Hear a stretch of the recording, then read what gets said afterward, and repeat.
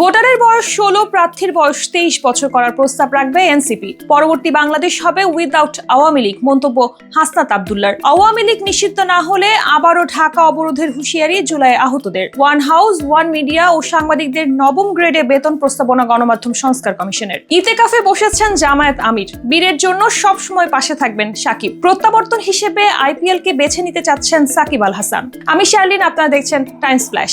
ভোটারের বয়স 16, প্রার্থীর 23 বছর করার প্রস্তাব রাখবে এনসিপি। সংবাদ সম্মেলনে একথা জানান দলটির যুগ্ম আহ্বায়ক সারওয়ার তুষার। গণ অভ্যুত্থানের পর সংবিধান আর কার্যকর নেই উল্লেখ করে নতুন সংবিধান রচনা করার দাবি জানান জাতীয় নাগরিক পার্টির এই নেতা। সারওয়ার বলেন, এনসিপি মনে করে আগামী নির্বাচন গণপরিষদ নির্বাচন হওয়া উচিত। সংবিধান সংস্কার কাজ শেষ করে একটা নির্দিষ্ট সময় পর এই গণপরিষদই আইন সভায় রূপান্তরিত হবে। বাংলাদেশ আওয়ামী লীগকে ভারতীয় আধিপত্যের এক্সটেনশন বলে মন্তব্য করেছেন এনসিপি নেতা হাসনাত আব্দুল্লাহ। আওয়ামী লীগ নিষিদ্ধে শাহবাগে ডাকা সমাবেশে তিনি এমন কথা বলেন। বিচার প্রক্রিয়ার মধ্য দিয়ে দ্রুত সময়ের মধ্যে আওয়ামী লীগের নিবন্ধন বাতিল করতে এ সময় জোর দাবি জানান হাসনাত। বলেন, পরবর্তী বাংলাদেশ হবে উইদাউট আওয়ামী লীগ। আমরা ঐক্যবদ্ধ থাকলে আওয়ামী লীগ আর ফিরতে পারবে না। জুলুম ভুলে গিয়ে আওয়ামী লীগের সঙ্গে আপোষ করলে মজলুমের সঙ্গে প্রতারণা করা হবে বলেও মন্তব্য করেন তিনি। আওয়ামী লীগ নিষিদ্ধের দাবিতে 48 ঘন্টার আলটিমেটাম দিয়েছে জুলাই অভ্যুত্থানে আহতরা। সিদ্ধান্ত না আসলে সারা দেশ থেকে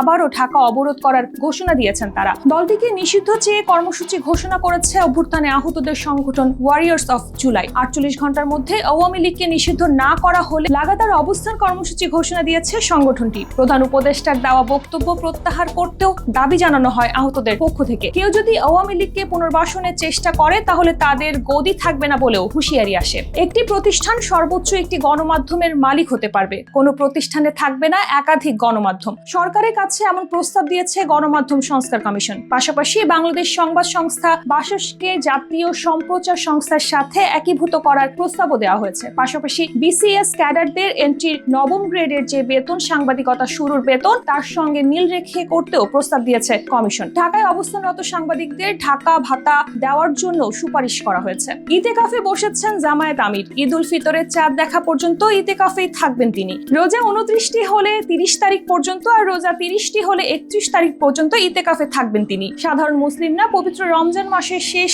দশকে সিয়াম সাধনার পাশাপাশি অধিকতর আত্মশুদ্ধির জন্য ইতেকাফে বসে থাকেন। এই সময়টিতে ইতেকাফে থাকা ব্যক্তি দুনিয়ার অন্যান্য সকল কাজকর্ম বাদ দিয়ে শুধুমাত্র ইবাদত ও জিকির আজগারে মশগুল থাকেন। ইসলামের বিধান অনুযায়ী পবিত্র রমজান মাসের 20 তারিখ থেকে ঈদ উল ফিতরের চাঁদ দেখা পর্যন্ত সময়কে ধরা হয়। দেখতে দেখতে 5 বছরে পা রাখলো মেগাস্টার শাকিব খানের ছোট ছেলে শেহজাদ খান বীর। দিনটি উপলক্ষে ছেলেকে নিয়ে আবেগঘন এক বার্তা দেন ঢালিউড কিং। এ সময় তার ভবিষ্যতের জন্য দোয়াও করেন নায়ক। দুপুরে বীরের সঙ্গে তোলা এক পুরনো ছবি ফেসবুকে প্রকাশ করে ছেলের জন্মদিনের শুভেচ্ছা জানান শাকিব। শাকিব খান লিখেছেন, শুভ জন্মদিন আমার ছোট্ট রাজকুমার। বড় হয়ে একজন সত্যিকারের ভালো মানুষ হও। মহান আল্লাহর কাছে সবসময় প্রার্থনা করি পৃথিবীর সব সুখ আর সফলতাকে যেন তুমি স্পর্শ করতে পারো তোমার জীবনে। মনে রেখো, যখনই তোমার আমাকে প্রয়োজন হবে আমি সবসময় তোমার পাশে আছি। ভালোবাসি। বর্তমানে বীরের মা বুবলির সঙ্গে একসঙ্গে থাকছেন না শাকিব খান। প্রত্যাবর্তন হিসেবে আইপিএল কে বেছে নিতে চান সাকিব আল হাসান। ভারতীয় গণমাধ্যমের বরাতে জানা গেছে ইতিমধ্যেই 3টি ফ্র্যাঞ্চাইজির সঙ্গে যোগাযোগ করেছেন সাকিব।